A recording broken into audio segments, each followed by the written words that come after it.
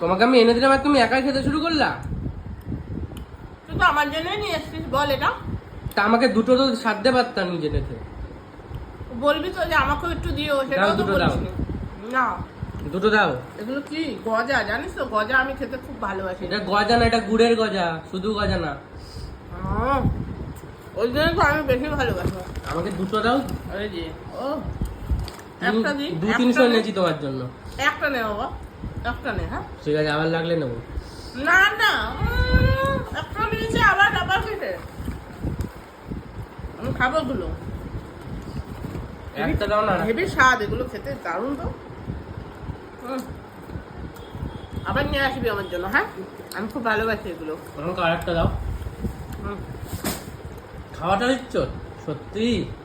তা খেতে হবে না, যা।